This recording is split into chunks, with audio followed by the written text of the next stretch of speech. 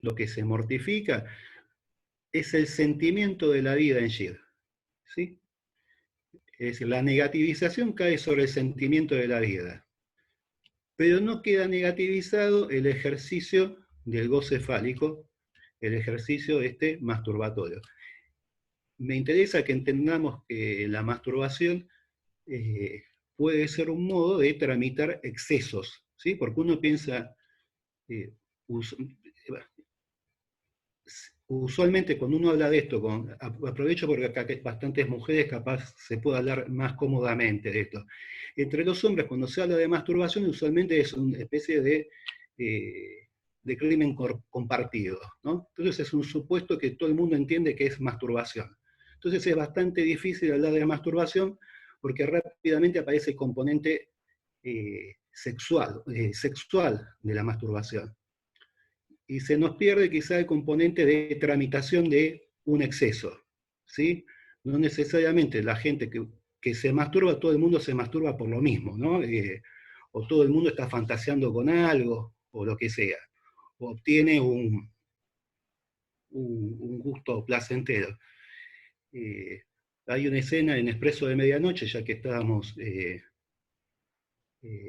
con temas de película, donde hay un señor que está detenido hace bastante tiempo, lo va a visitar la novia y el tipo empieza a querer masturbarse mirándola y es una escena de bastante padecimiento, el tipo se pone a llorar y demás, entra en una especie de crisis nerviosa. Es decir, no siempre hay que entender la masturbación con el cruce con lo fantasmático o con algún velo fálico, ¿no? Porque esté en juego el órgano que supuestamente representa el falo, no necesariamente siempre se da esa superposición entre el pene y lo fálico. De hecho, en algún momento, Lacan, un poquito más avanzado en los años 70, ya en el Sintón, nos va a hablar de goce peniano para separarlo de goce fálico, ¿no? Donde el goce fálico va a estar un poquito capaz más relacionado con algo de la pulsión, más que con el falo que nosotros conocemos simbólico y la incidencia que tiene este falo en la vida de la gente. Bueno, lo que nos va a decir ahí, vuelvo ayer, acá que dice, se estrenó un juego La Chancha, una película sobre la pedofilia. Nos informan acá que hay una película sobre la pedofilia, si alguno quiere verla, capaz después la podamos comentar en algún momento, pero bueno, hay otro rasgo también que tiene Gil, que acá afortunadamente la tenemos a Verónica, que trabaja en temas de adolescencia, que en Gil hay va a decir Lacan que hay una adolescencia extendida. Vieron que hay un dato de la época, que es como que la gente se le eterniza la adolescencia, ¿no? Hay una queja en torno al estiramiento de la adolescencia. Y en sí lo que tenemos es que la adolescencia, eh, ahí Lacan está comentando un libro, entonces va a hablar de la personalidad, ¿habla? O de la persona de Lacan, eh, que dice Schelling, no sé, Juan Pablo, José Pablo. No, este es Gide, Andrés Gide, el escritor. A ver, bueno. Continúo. Eh, Tiene una adolescencia extendida y hay algo que dice Lacan que le permite cerrar su persona, su constitución de su aparato psíquico es a partir de sus lecturas y su lectura en torno a Goethe, a Goethe, así ya no tenemos lío con los distintos autores. ¿Sí? Entonces, nuevamente tenemos que es alguien que arma su aparato psíquico, donde el papá mucho no interviene, donde tenemos la teoría de la doble madre, y donde se le cierra con alguien que es un personaje que es a partir de la lectura de la letra, ¿sí? de Goethe, y no es por la intervención paterna. Bueno, en este tipo lo que encontramos además que es interesante para nosotros, que es que el goce fálico no fue negativizado, ¿sí? Lo que se traduce, por lo menos, es en que se masturba en público, ¿sí? En que tiene estas relaciones un poquito criminales con los niños, y lo que va a señalar en este caso Jack Alan Miller es que es una masturbación sin culpa, ¿sí? Entonces, nos interesa porque, justamente porque no es una masturbación que haya pasado por la castración típica, y el saldo es que no tiene culpa, y eso lo lleva por este lado de lo criminal, y tiene algo de lo que no se puede dejar de hacer, ¿sí? Esa marca. Bueno, lo que nos va a decir también, hay una indicación clínica de Jack Alan Miller, es que ahí da una indicación clínica que es, donde hay masturbación y no hay culpa, ¿sí? Está cerca la muerte, ¿sí? Son hay presencia de la muerte.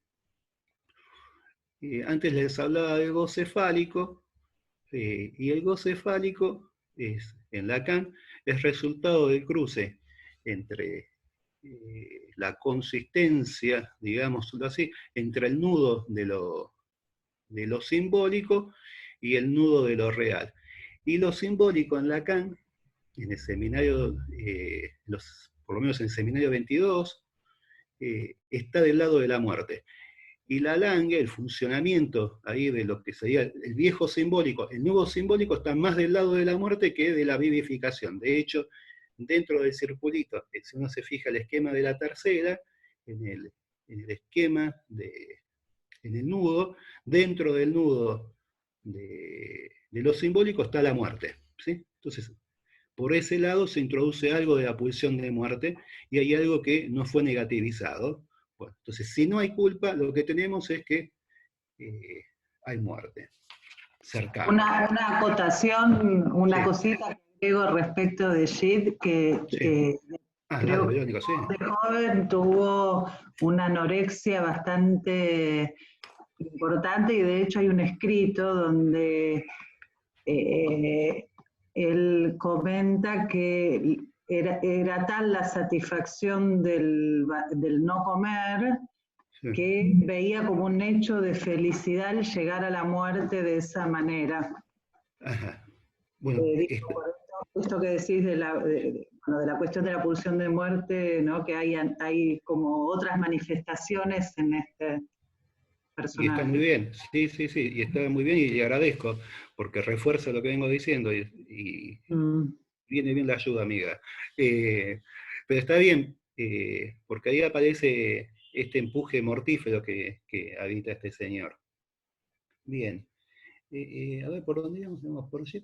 Y hay algo que dice también Jack Alan Miller sobre este goce fálico que no queda negativizado. eh, Dice que es un goce fálico que queda liberado, y les quiero leer.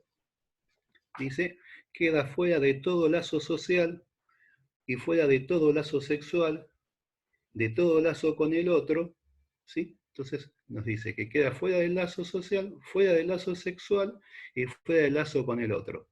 Me interroga la idea de, por un lado, bueno, está la idea de que está fuera de todo lazo, es algo que no hace pareja con nadie, es esto de que lo que funciona solo. Me llama la atención esto que dice fuera del lazo sexual, ¿sí? Porque uno podría entender el lazo sexual como el comercio sexual entre dos cuerpos, ¿sí? Pero también podría entender, eso si uno tuviese la idea de que hay relación sexual, pero como sabemos que no hay relación sexual, se me ocurre pensar que es un goce fálico que está separado del goce sexual, ¿sí? Es una práctica que está separado del lazo con lo sexual, como posibilidad. ¿No? La frase no permite afirmarlo, pero abre la posibilidad de que haya algún tipo eh, de separación. Bien. Hay otra cuestión en el Dostoyevsky de Freud, lo traigo ahora, porque él dice que hay una disposición en Dostoyevsky, una disposición pulsional que podría llevarlo a ser un sadomasoquista o un criminal, ¿sí? Y dice Freud en un momento que ahí interviene la inhibición, ¿sí? Ante esa disposición pulsional, lo que hay es un trabajo de la inhibición. Y nuevamente, en un segundo momento se va a sumar la neurosis, ¿no? Y con la neurosis va a venir la represión.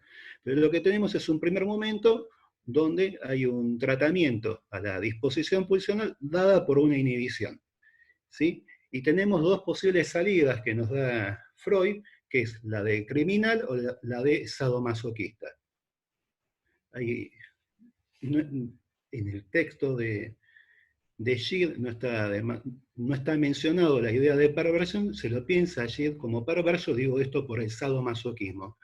Ayer hablaba con Mariela y hablábamos justamente de, en el masoquismo, justamente lo que no tenemos es la presencia de la culpa, ¿no? Porque la culpa viene del lado de la neurosis, ¿sí? En el masoquismo lo que tenemos es alguien que no necesariamente hace las cosas que le hagan bien en la vida, hacen cosas que puedan lastimarle el cuerpo y demás, y lo hace para obtener goce, no para pasarla bien. Bien en el sentido de la felicidad y de los bienes, en el sentido aristotélico, ¿no? Bien.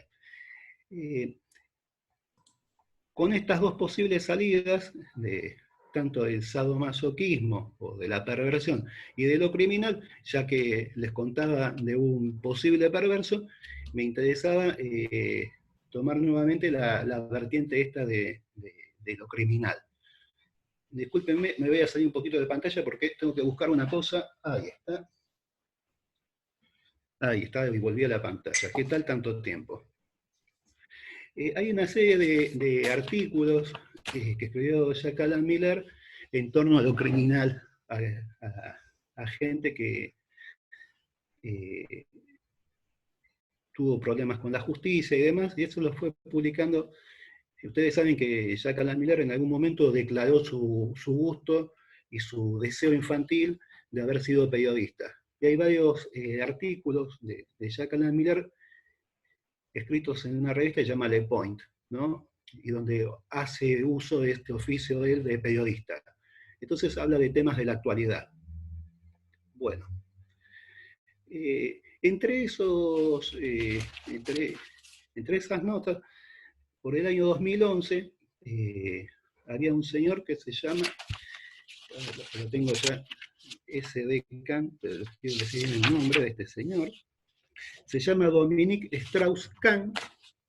Ese nombre no les dice nada, pero quizá les diga algo que el tipo es el presidente del Fondo Monetario Internacional de aquel momento. ¿Sí? El Fondo Monetario Internacional para nosotros más conocido que es el nombre de ese señor.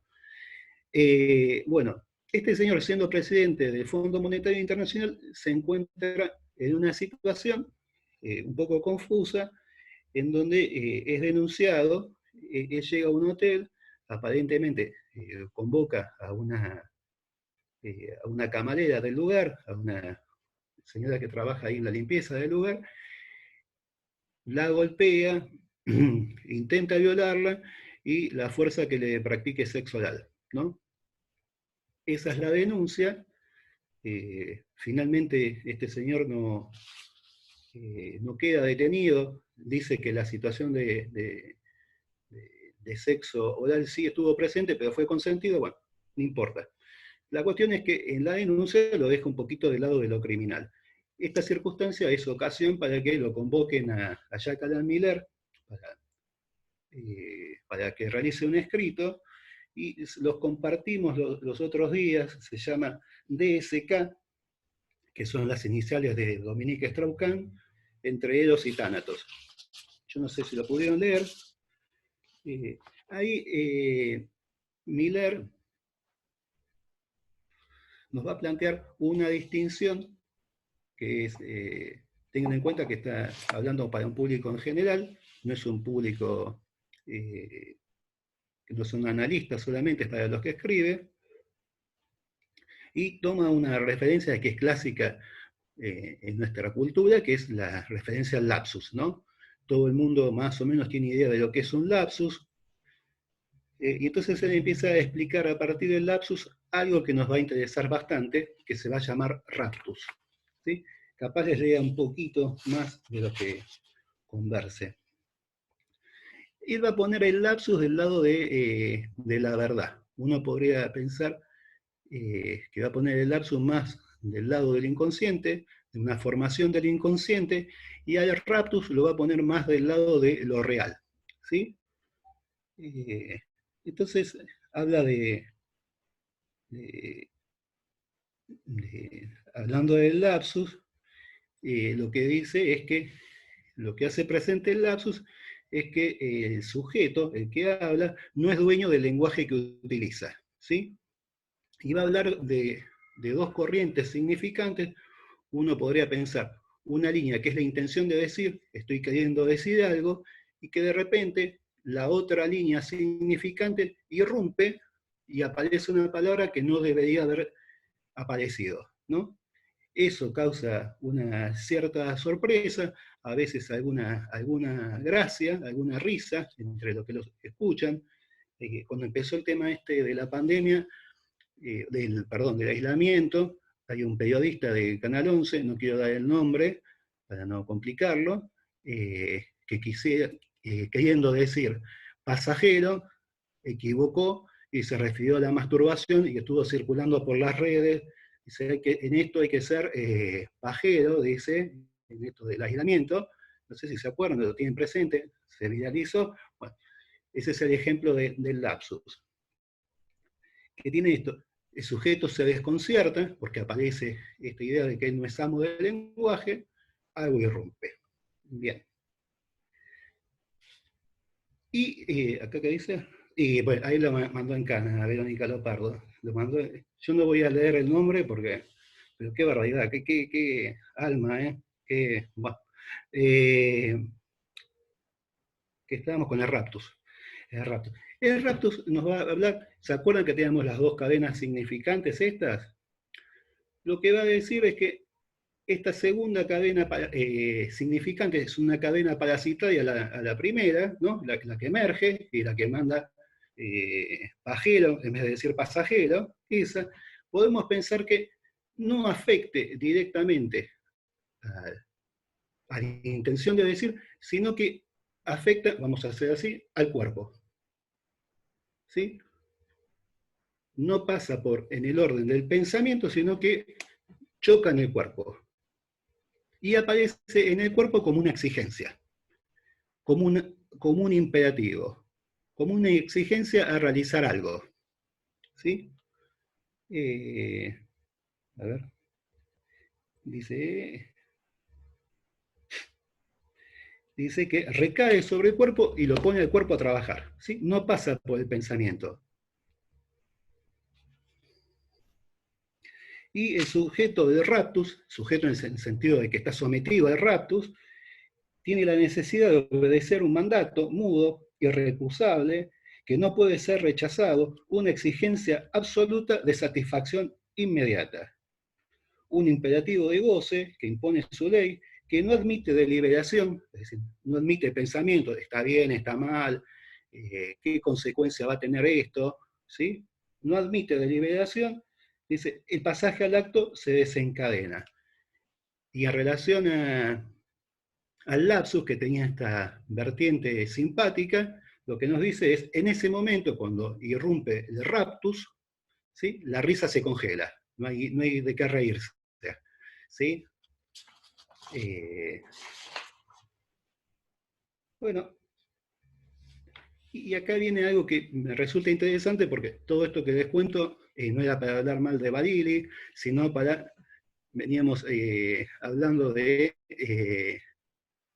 esta gravedad de la neurosis, y estamos tratando de armar y de entender un poquito qué sería la neurosis grave, ¿sí?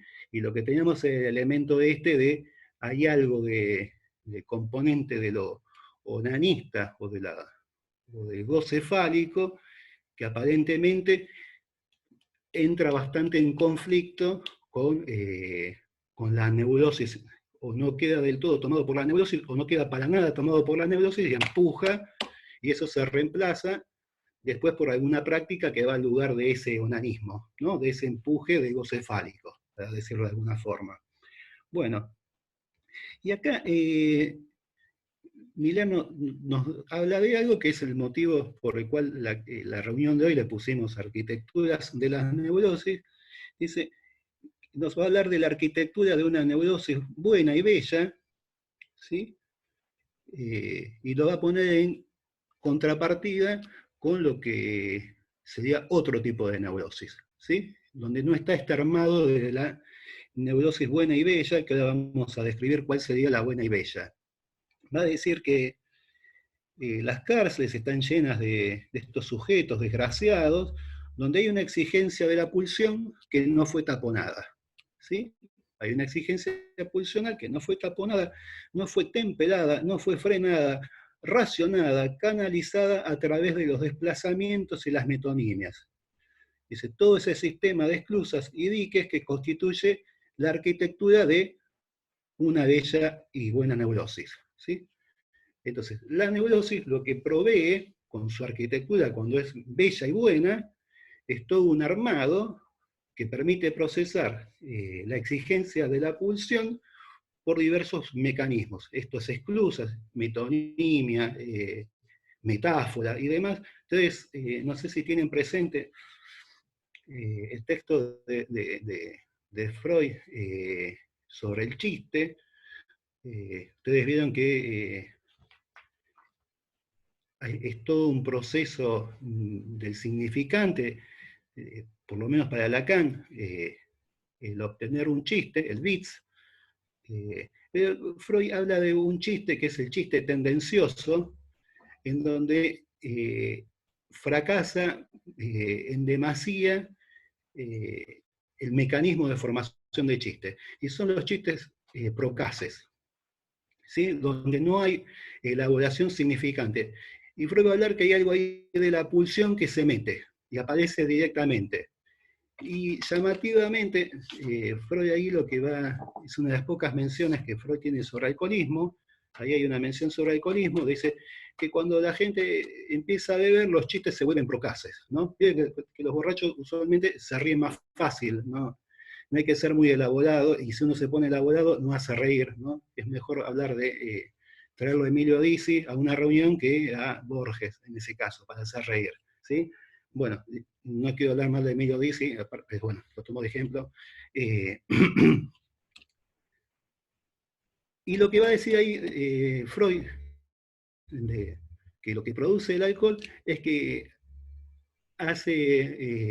afecta a ciertas instancias que más adelante va a ser el super yo.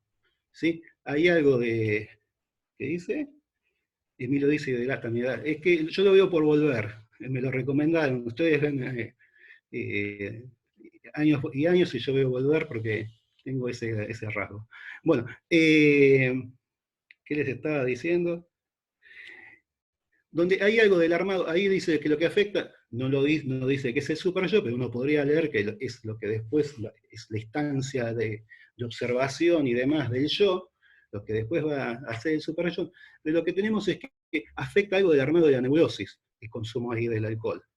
Y como afecta algo del armado de la arquitectura de la neurosis, lo que permite es que emerja algo que usualmente no emergería, sino que tendría que hacer todo un recorrido, ¿sí? Para producir un buen bits. Y lo que tenemos es que como no hace todo ese recorrido, sale medio en bruto, y en bruto dice, voy a hacer el procas, dice culo, teta, concha, y no dice lo que sea, no sé, no es mi madre, ¿sí? Que sería el otro mecanismo. ¿Sí? Bien.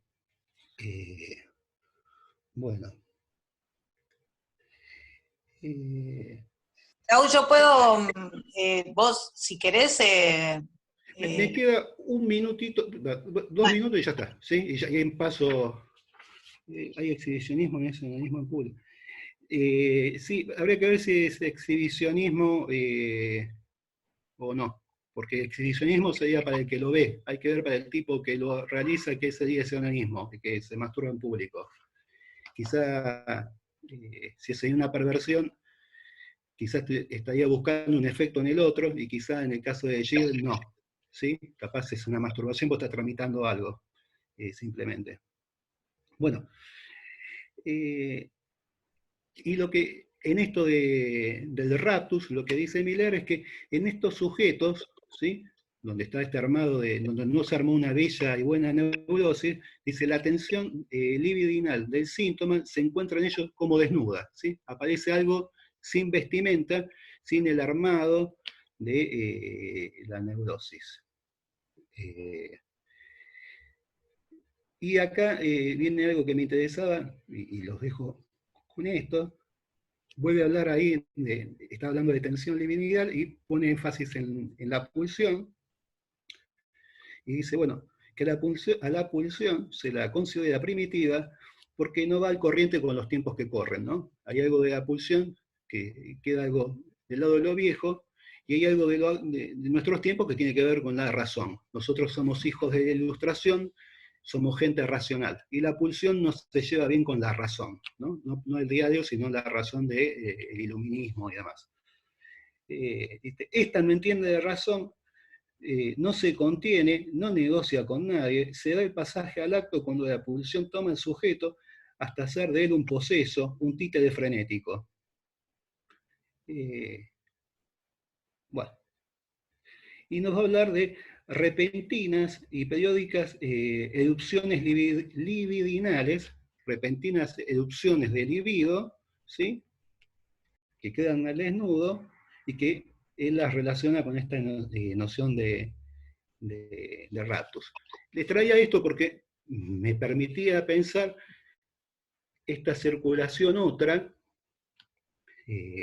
esto que les decía de estos pacientes, que pareciera que el tratamiento va por un lado y que parece que va funcionando relativamente bien, y de repente ¡pah!, aparece que es el presidente del FMI y realiza un abuso, ¿sí? Aparece esto raro, ¿sí?, o aparece la irrupción de alguna barbaridad que uno no habría contemplado en la clínica, y la insistencia y la repetición de eso, ¿sí?, esa práctica repetida. En el caso que venimos tratando en este espacio es estas prácticas de juego que obviamente escapan a la razón porque tienen esta marca de lo pulsional, y se acuerdan que cuando les hablaba de Trilhart, les hablaba algo de la razón, que tienen algo de carácter absurdo, y uno no entiende a veces por qué sucede lo que sucede, por qué en el paciente aparece eso. Inclusive uno puede pensar que esto es una práctica absurda. De hecho, Freud mismo, hablando de la pasión por el juego de Dostoyevsky, lo va a decir, lo va a nombrar como absurdo, irracional. No se entiende cómo el tipo que es un escritor y demás, tiene esta tara, ¿sí?, que lo lleva a lo peor, ¿sí? Bueno, los dejo ahí, y no sé qué iba a decir, pero, Mariela. Bueno, genial, Claudio. Yo no sé, bueno, a lo mejor Vero también quiere hacer un comentario, Inés. Yo traje un par de referencias. Una es una referencia clínica, para ilustrar un poco lo que acabas de decir, de un paciente que, bueno, empecé a ver hace unos meses nomás, y que me sorprendió mucho lo que él trajo. Él nunca se había tratado, un señor de 50 y pico de años, que tiene más o menos 20 años, 25 años de juego compulsivo.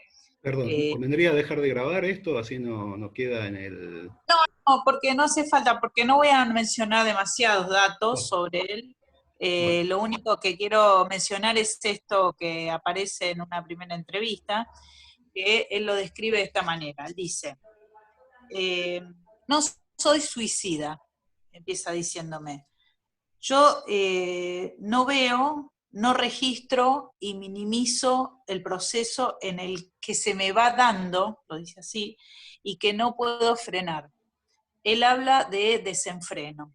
Él me lo explica diciendo que él es como un auto que no tiene freno, sino solo acelerador.